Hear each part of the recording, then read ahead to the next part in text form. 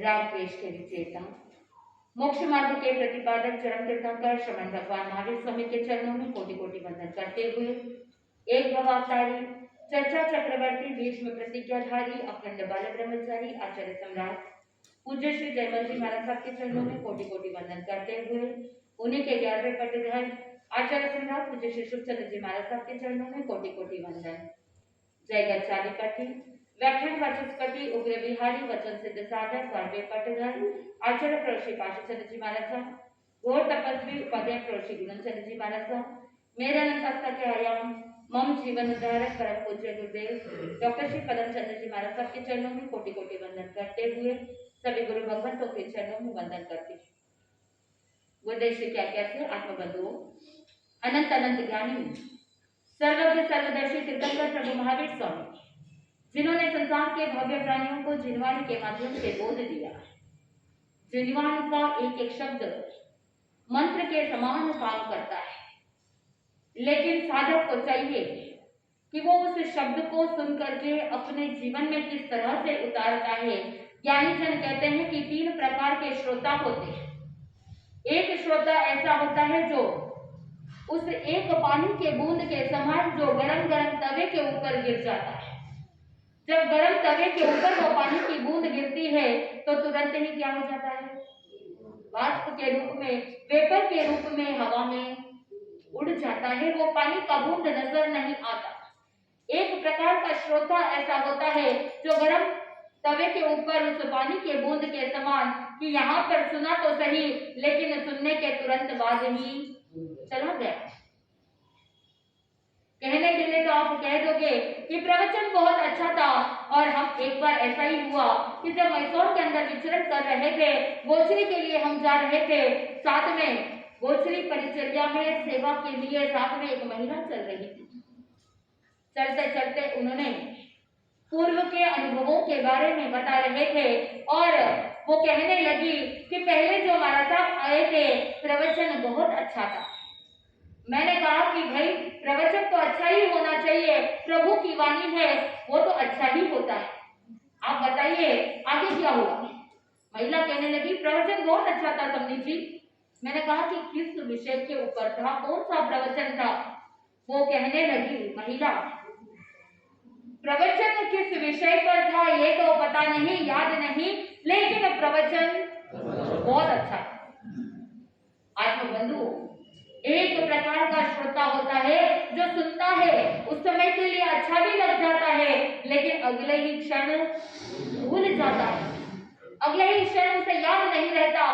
कहने के लिए तो आप कह दोगे कि प्रवचन बहुत अच्छा था, यहाँ पर कोई मूवी तो नहीं चल रही है, आप थिएटर जाते हैं मूवी देखने के लिए, मूवी देख भी लेते हैं और फिर आने के बाद उसके बारे में ही आधा दिन तक क्या करते हो, उसके बारे में ही चर्चा करते हैं।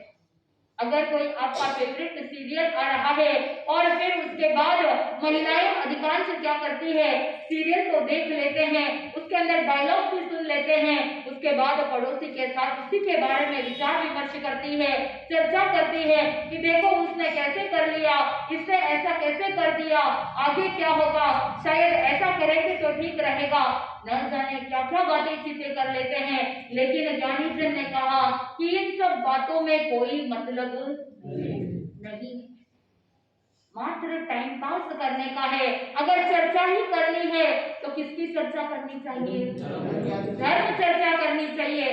धर्म स्थान में बैठे हो तो इसीलिए आप कह दोगे कि धर्म चर्चा करनी है, लेकिन यहाँ से जैसे ही बाहर जाओगे तो वो धर्म चर्चा किसका रूप ले लेती है। कभी धन की चर्चा होती है तो कभी आपस में एक दूसरे के बारे में कमेंट करने के लिए चर्चा करने लग जाते हो कि देखो उसने कैसी साड़ी पहनी थी, आज उसके ऊपर ये रंग बहुत जच रहा था, न जाने क्या क्या बातें कर लेते। तो इस तरह से कुछ ऐसे जीव होते हैं जो शब्द जीवी होते हैं, केवल शब्दों तक ही उनका सीमित रह जाता है। ऐसे शब्द जीवी का कोई औचित्य नहीं होता। आत्मबंधु, जब घर के अंदर एक सेठ जी भोजन करने के लिए आते हैं, भोजन करने के लिए बैठे हैं और वहां पर थाली परोसी गई है। सब्जी को जैसे ही मुंह में डालते हैं, देखा कि सब्जी में कुछ कम है। पुत्र वधू को कह दिया कि तुम जाओ और सैंधव लेकर के आओ। और उसी समय पुत्र वधू ने अपने पति को इशारा किया और पतिदेव वहां जाता है। मेरे पिताजी ने क्या मंगाया है? सैंधव मंगाया है। वो पुत्र जाता है और घोड़ा लेकर के आता है। आत्मबंधुओं, भोजन करते समय घोड़े का क्या औचित्य? भोजन कर रहे हैं, वहां पर सब्जी के अंदर कुछ कमी है और दूसरी तरफ अब घोड़ा लेकर के आया, उस समय कोई औचित्य नहीं। दूसरी तरफ सेठ जी ने जैसे तैसे भोजन को कंप्लीट किया, भोजन को समाप्त किया और भोजन करने के बाद रवाना होने लगे। और जैसे ही रवाना हुए, उस समय उन्होंने पुत्र को कहा कि बेटा सैंधव लेकर के आओ। उस समय पुत्र ने अपने पत्नी को इशारा किया। वो पत्नी किचन में जाकर के नमक लेकर के आती है। आत्मबंधुओं, एक ही शब्द के अनेक अर्थ होते हैं, लेकिन अगर साधक संदर्भ को समझ लेता है, किस परिस्थिति में, किस सिचुएशन में कौन से शब्द का क्या अर्थ घटित होता है, उस समय वो साधक कहीं भी जीवन में अटकता नहीं, कहीं भी जीवन में भटकता नहीं। आत्मबंधु, भोजन करते समय सैंधव लाना था, यानी सब्जी के अंदर क्या कम था? नमक कम था। उस समय पुत्र वधू को नमक लाना था, लेकिन पुत्र क्या करता है? घोड़ा लेकर के आता है। और जब पिताजी को घर से बाहर जाना था, उस समय सैंधव लाना था, यानी क्या लाना था? घोड़ा लाना था। लेकिन उस समय पुत्र वधू क्या लाती है? नमक लेकर के आती है। ऐसे कुछ जीव होते हैं जो सिर्फ शब्द जीवी होते हैं, शब्दों को सुनते हैं, लेकिन उसके भीतर रहे हुए अर्थ को नहीं समझ पाते। आगम के शब्दों को भी आपने सुना, जिनवाणी भी आपने सुना, लेकिन केवल शब्द तक अगर सीमित रह गए तो वहां पर गहराई तक नहीं जा सकते। अगर समुद्र की गहराई में जाएंगे तभी हाथ में मोती रत्न मिल सकते हैं। केवल ऊपरी तह पर अगर स्विम करेंगे, ऊपरी तह पर अगर तैरेंगे तो वहां पर ना रत्न मिलेंगे, ना ही हाथ में मोती मिलेंगे। इसीलिए ज्ञानी जन ने कहा, जिनवाणी का एक एक शब्द अगर अंतःस्थल में उतर जाता है, भीतर तक उतर जाता है, तो वो साधक को बहुत लाभ की प्राप्ति करा देता है। और कुछ ऐसे जीव होते हैं, कुछ ऐसे श्रोता होते हैं जो उस एक पानी के बूंद के समान जो कमल पर आता है, कमल के ऊपर रहा हुआ बूंद कहीं पर भी जाता नहीं, लंबे समय तक उस कमल के फूल पर रहता है। लेकिन एक जोर से हवा का झोंका आया और उसी समय वो क्या कर जाता है? वो पानी का बूंद उस कमल के ऊपर से नीचे गिर जाता है। तो ठीक उसी प्रकार दूसरे प्रकार के श्रोता ऐसे होते हैं जो जिनवाणी को सुनते हैं और कुछ समय के लिए वो जिनवाणी का प्रभाव भी रहता है, लेकिन जैसे ही हवा का झोंका आया, यहाँ पर कौन से हवा का झोंका आया? किसी ने मुझसे कह दिया, अरे तुम ऐसा क्या कर रहे हो, आज तुमने त्याग लिया है। अगर आप कहीं बाहर घूमने के लिए गए और उस समय अगर आपके कोल्ड ड्रिंक का त्याग किया हुआ है, आप अपने मित्र को कहोगे कि आज तो मैं कोल्ड ड्रिंक को पीऊंगा नहीं, आज मेरे क्या है? त्याग है। उस समय आपका मित्र कह देगा कि अरे यार क्या कर रहे हो, आज तो बाहर आए हैं, कोई बात नहीं। जब महाराज त्याग दिलाते हैं तो उस समय पहले से ही क्या होती है? पहले से ही छूट होती है। जब भी कोई नियम दिलाया जाता है तो कहते हैं कि धारणा प्रमाणे पचकान। क्या कहा? धारणा प्रमाणे पचकान। कुछ ऐसे जीव होते हैं जो बुद्धिजीवी होते हैं, बुद्धि बहुत तेज होती है, बुद्धि तो बुद्धि है, लेकिन बुद्धि के साथ तर्क भी आता है, और जब तर्क आता है तो बहुत बार कुतर्क भी आता है, वितर्क भी आता है। तो वो ऐसे दूसरे प्रकार का जीव होता है जो बुद्धिजीवी है, लेकिन वहां पर कुतर्क करने लग जाता है, अपने मित्र को कहने लगता है। वैसे भी धारणा प्रमाणे पचकान कहा था, वहां पर महाराज साहब ने कुछ ऑप्शंस तो दिए होंगे ना, केवल एक ही तो नियम नहीं दिलाया। एक काम कर, अभी क्या कर ले, अपनी धारणा को बदल दो। वहां पर 3-4 नियम के लिए कहा था और कह दिया था कि धारणा प्रमाणे पचकान। तो तुमने जो मन के अंदर सोचा था कि आज कोल्ड ड्रिंक का त्याग करना है, लेकिन तुम अभी क्या कर लो, एक्सचेंज कर लो। बहुत बार जब आप शॉपिंग करते हो तो जब त्योहार आता है तो एक्सचेंज ऑफर आता है कि पुराना माल दे दो और नया माल खरीद लो। और उस समय बहुत बार आप सोचते हो कि पुराना माल जा रहा है तो कम पैसे में नया माल आ रहा है, लेकिन ये आपकी क्या है, भ्रांति है। कोई भी व्यक्ति अगर बिजनेस करता है तो बिना प्रॉफिट का कोई भी बिजनेस नहीं होता। आप सोचते हो कि आपके पैसे कम लग रहे हैं, लेकिन वहां पर जो व्यापारी होता है वो तो अपना मुनाफा कमा लेता है। आप जब ऑफर होता है तो एक की जगह कितने लेते हो, अगर ऑफर नहीं होता तो एक लेते, और अगर ऑफर होता है तो एक की जगह पर 4 ले लोगे।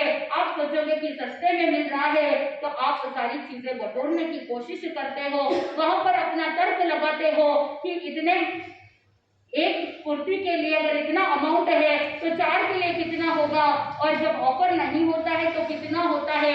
आपका मैथमेटिक्स भी बहुत बार फेल हो जाता है, क्योंकि व्यापारी बिना मुनाफे के कोई भी कार्य नहीं करता है।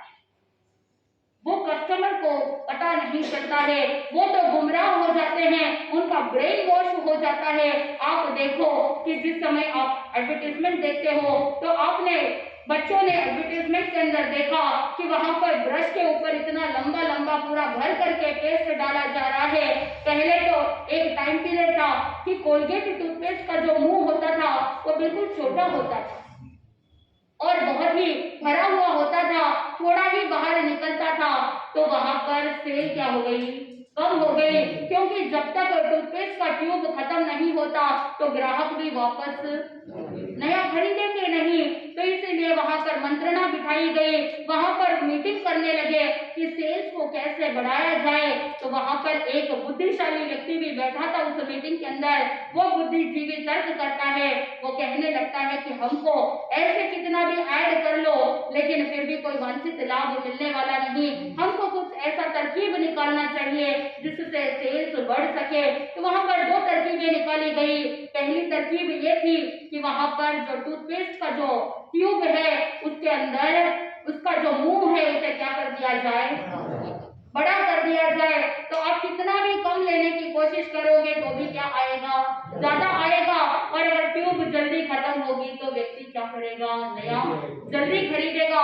और दूसरी तरफ बच्चे एडवर्टाइजमेंट के माध्यम से, अंदर बच्चों का मन बहुत कोमल होता है, बच्चों का मन उस एम्प्टी स्लेट के जैसा होता है, खाली कैनवस के जैसे होता है।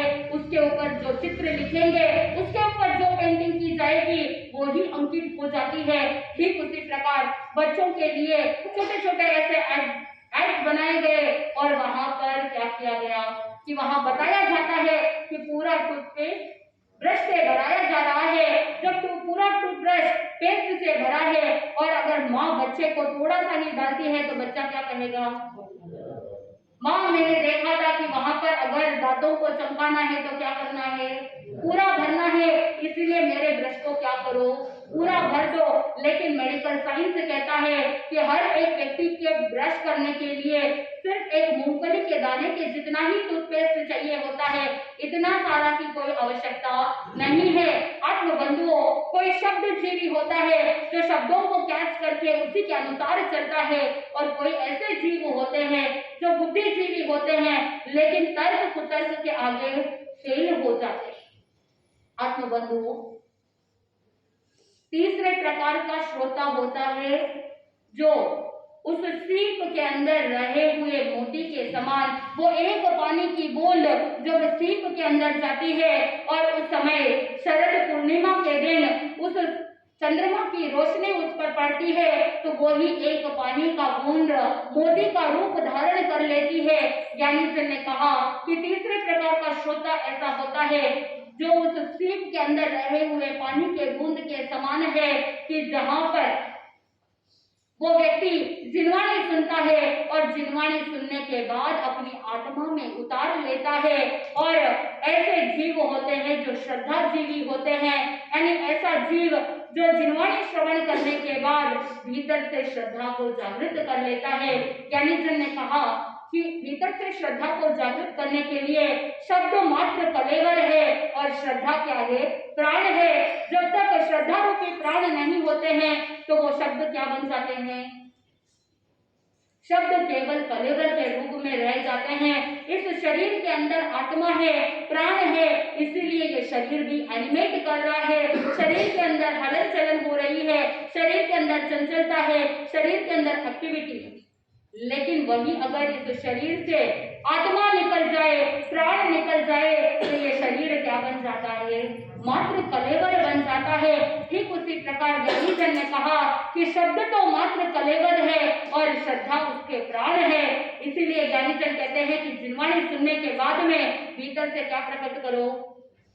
श्रद्धा को प्रकट करो, श्रद्धा को जागृत करो। आत्मबंधु, जब केवल शब्द तक ही रह जाते हैं या वहां पर तर्क कुतर्क तक रह जाते हैं तो आत्मा को वांछित लाभ मिलने वाला नहीं। एक बार हुआ ऐसा कि ऐसे ही धर्म सभा थी, धर्म सभा में मुनिराज प्रवचन दे रहे। प्रवचन के अंत में मुनिराज ने एक दोहा कहा, दीजे तो वेश्या ने दीजे, ब्राह्मण दिया सु नरक पड़ीजे। दीजे तो वेश्या ने दीजे, ब्राह्मण दिया सु नरक पड़ीजे। वेश्या दिया सु वंश बढ़ेगा, ब्राह्मण दिया सु नाश पड़ीजे। प्रवचन का एंडिंग था और अचानक से एक ब्राह्मण भी क्या करता है? उस धर्म सभा में आता है। उसने तो पूरा प्रवचन सुना नहीं, मात्र सारांश को सुना। मुनिराज प्रवचन देने के बाद अंतिम में उस पूरे प्रवचन के सारांश के रूप में एक दोहा कह दिया था। अब वो ब्राह्मण सुन रहा है। वैसे तो अमूमन ऐसी मान्यता है कि ब्राह्मण को देने से क्या होगा? पुण्य मिलेगा, ब्राह्मण को देना चाहिए। कुछ ऐसे अमुक ऐसे उत्सव होते हैं, पर्व होते हैं, त्योहार होते हैं, उस समय क्या करते हो? ब्राह्मण को दान देते हो। तो वो ब्राह्मण भी सोचने लगा कि ऐसे मुनिराज ने कैसे कह दिया कि दीजे तो वेश्या ने दीजे, ब्राह्मण दिया तो नरक पड़ीजे। वेश्या को देने से कैसे आगे बढ़ सकते हैं? ब्राह्मण को देने से नरक में कैसे जाता है? अभी जाता हूँ। मुनिराज को अपने ज्ञान की चर्चा में हरा देता। आखिर पूछूं तो सही कि मुनिराज ने ऐसी बात क्यों कही। लेकिन जैसे ही प्रवचन समाप्त हुआ, वहां पर उस ब्राह्मण ने देखा कि सभा के अंदर बहुत सारे लोग बैठे हैं। सबके सामने जाकर के ऐसे चर्चा करना या तर्क कुतर्क करना ठीक नहीं रहता है। ऐसा सोच करके ब्राह्मण एक जगह पर वेट कर रहा था, इंतजार कर रहा था। इधर थोड़ी देर बाद सभी लोग, बड़े बड़े जो सेठ थे, वो सभी दर्शन करके वंदन करके अपने अपने स्थान पर चले गए। अब उपाश्रय के अंदर सिर्फ मुनिराज अकेले हैं। तो ब्राह्मण ने देखा कि ये मौका सही है, मेरे प्रतिपक्ष में कोई नहीं, सिर्फ मुनिराज सामने है, उनको जाकर के पूछता। उस समय वो ब्राह्मण मुनिराज के पास जाकर के कहने लगा कि महात्मन, आपने प्रवचन के अंदर ऐसे कैसे कह दिया?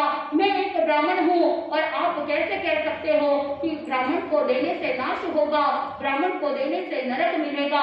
ऐसे आपने क्यों कहा? मुनिराज समझ गए कि इसने आधी अधूरी बातें सुनी हैं।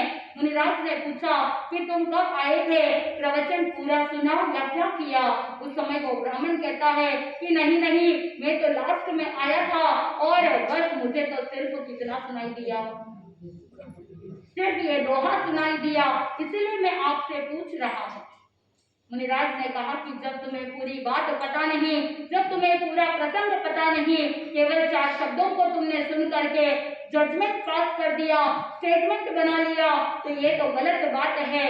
तुम बैठो, मैं तुम्हें बताता हूँ कि इसके पीछे क्या सारांश है। मुनिराज ने उसे बताया कि एक गांव के अंदर एक महिला थी और उसके पिताजी बहुत लाड़ प्यार से उस पुत्री का लालन पालन कर रहे थे। और संयोग देखिए कि जहाँ पर उस पिता ने उस पुत्री का विवाह करवाया था, ससुराल के अंदर वो इकलौता बेटा होने के कारण से बहुत लाड़ प्यार से पालन पोषण किया गया था। माँ कुछ कहती नहीं, पिताजी भी कहे तो माँ उसके सपोर्ट में आ जाती। ऐसे करते करते माँ का एक बार जैसे ही वियोग हो गया और इधर बहुत लाड़ प्यार से लालन पालन पोषण होने के कारण से वहां वो उसकी जो संगत थी, वो जो फ्रेंड सर्कल था वो बिगड़ा हुआ था और सारे व्यसन उसके अंदर थे। दिन में रात में जब जैसे चाहे वैसे वो क्या करता, शराब पी करके आ जाता, कभी किसी वेश्या के वहां पर पड़ा मिलता। ऐसे बहुत सारे व्यसन थे। जब तक सास ससुर थे तब तक तो व्यवस्थित जीवन जैसे तैसे चल रही थी गाड़ी, लेकिन पत्नी के वियोग के कारण से सेठ जी भी उदास रहने लगे, चिंताग्रस्त रहने लगे और सेठ जी का भी क्या हो गया, देहांत हो गया। इतनी बड़ी हवेली, घर के अंदर धन वैभव संपत्ति की कोई कमी नहीं, लेकिन ज्ञानी जन कहते हैं कि चाहे कितना भी धन वैभव संपत्ति हो, लेकिन घर के अंदर अगर एक व्यसन आ जाए तो वो पूरे घर को तहस नहस कर देता है। ये जो पुत्र था, पहले तो पिताजी थोड़ा बहुत रोकते थे टोकते थे, लेकिन अब माता पिता नहीं रहे, बोलने वाले कोई नहीं। पत्नी अगर कुछ कह देती तो कभी मारपीट करके उसे चुप करा देता, तो कभी कुछ करके घर ही नहीं आता था। ऐसे वो पुत्री परेशान हो गई थी और उसी परेशानी में उसके मन के अंदर नेगेटिव भावना आ गई। वो पुत्री सोचने लगी, वो पत्नी सोचने लगी कि क्या करूं, ऐसे जीवन जीने से अच्छा है कि मैं मर जाऊं, जहर खा लूं, अपने प्राणों का अंत कर दूं, ऐसा सोचा। लेकिन तुरंत दूसरे ही क्षण विचार किया कि काम करती हूँ, दूसरा कोई भी कदम उठाऊं उससे पहले मेरे पिताजी से क्या करना चाहिए, विचार और विमर्श करना चाहिए। इसीलिए उसने पत्र लिखा, पूरी परिस्थिति बता दी, पिताजी के सामने सारी अपनी व्यथा लिख डाली। इधर जैसे ही पिताजी के पास अपने पुत्री का ये सारा संदेश पहुंचा, पत्र पढ़ा पिताजी ने, तो ज्यादा कुछ लिखा नहीं, सोचा कि पत्र उसको कैसे मिलता है, किसके हाथ लगता है, इसलिए रहस्यमय रूप में एक दोहे के रूप में उस पिताजी ने उसको समाचार दिए थे। और पिताजी ने उस पत्र में लिखा था, दीजे तो वेश्या ने दीजे, ब्राह्मण दिया सु नरक पड़ीजे। पिताजी ने उसे एक समाचार दिए कि ये सारी परेशानी किसकी वजह से है, वेश्या की वजह से है। तुम क्यों जहर खा करके मरने का सोच रही हो, तुम क्यों सोच रहे हो कि मैं भी जहर खा लूं और अपने पति को भी क्या करूं, जहर दे दूं। ऐसे करने से क्या होगा, ब्राह्मण को अगर विष दोगी तो कहाँ जाना पड़ेगा, नरक में जाना पड़ेगा। इसलिए पिताजी ने उस पुत्री को कहा कि दीजे तो वेश्या ने दीजे, ब्राह्मण दिया सु नरक पड़ीजे। और आगे क्या कहा कि वेश्या दिया सु वंश बढ़ेगा, अगर वेश्या को दोगी विष तो फिर तुम्हारा पति क्या करेगा, तुम्हारे पास रहेगा, और तुम्हारा पति तुम्हारे पास रहेगा तो तुम्हारा वंश भी बढ़ेगा। नहीं तो तुम अकेली जिंदगी में कैसे आगे बढ़ोगी, तुम अकेली जीवन को कैसे व्यतीत करोगी। इसीलिए देना हो तो किसको देना, वेश्या को देना, और ब्राह्मण को दोगी तो फिर ब्राह्मण ही नहीं रहेगा, ना तो वंश बढ़ेगा और सब कुछ क्या हो जाएगा, नाश हो जाएगा। तो ये सारांश के रूप में पिताजी ने पत्र में लिखा था कि दीजे तो वेश्या ने दीजे, ब्राह्मण दिया तो नरक पड़ीजे, वेश्या दिया तो वंश बढ़ेगा, ब्राह्मण दिया तो नाश पड़ीजे। जैसे ही मुनिराज के मुंह से ये पूरी कथानक सुनी, उस समय उस ब्राह्मण ने अपनी तर्क बुद्धि के लिए माफी मांगी। मुनिराज को कहा कि मुनिराज, मैंने सिर्फ लास्ट में एक समरी के रूप में इस दोहे को सुना था, मुझसे गलती हो गई, मैंने सही रूप से सुना नहीं और केवल शब्दों को पकड़ लिया। मैंने अपनी बुद्धि को तो लगाया, लेकिन वो बुद्धि कैसी थी, तर्क बुद्धि थी, और उसी तर्क बुद्धि के कारण से मैंने अनर्थ करने के लिए आगे बढ़ गया। इसीलिए हे मुनिराज, मुझे क्या करो, मुझे माफ कर दो। इस तरह से बोल करके जिस समय मुनिराज के मुंह से सारा प्रसंग सुना, वो केवल शब्द जीवी नहीं, वो केवल बुद्धिजीवी ही नहीं, आगे बढ़ करके क्या बन गया, श्रद्धा जीवी बन गया। भीतर से जिनवाणी के प्रति श्रद्धा प्रकट हो गई। इसलिए ज्ञानी जन कहते हैं, केवल शब्दों को मत पकड़िए, उसके पीछे रहे हुए रहस्य को जानिए।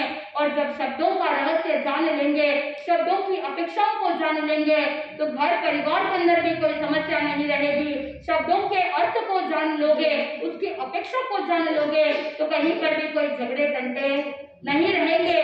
जीवन जीवन उत्तरोत्तर आगे बढ़ता जाएगा। और साथ में जिनवाणी के प्रति अटूट श्रद्धा रखिए कि जो भी होगा अपने ही कर्मों का लेखा जोखा है, अपने ही कर्मों का फल है, किसी को दोष देने से कुछ होने वाला नहीं है।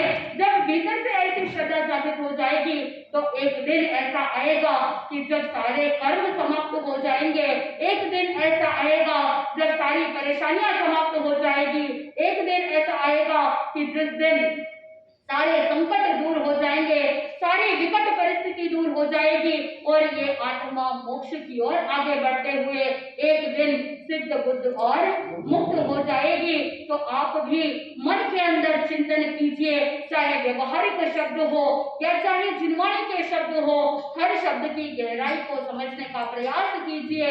अगर समझ में नहीं आ रहा है तो क्रोध करने की जरूरत नहीं, समझ में नहीं आ रहा है तो चिड़चिड़ करने की जरूरत नहीं, बस अपने स्वयं के ऊपर अनुकंपा करो कि मुझे समझ में नहीं आ रहा है, मेरे ही ज्ञानागम्य कर्म का उदय है, इसलिए मैं समझ नहीं पा रहा हूँ, और मेरे ही कर्मों का उदय कि जिसके वजह से मैं दूसरों को भी समझा नहीं पा रहा हूँ। तो स्वयं के प्रति भी अनुकंपा की भावना रखो, दूसरों के प्रति भी अनुकंपा की भावना रखो, तभी आप उत्तरोत्तर आगे बढ़ सकोगे।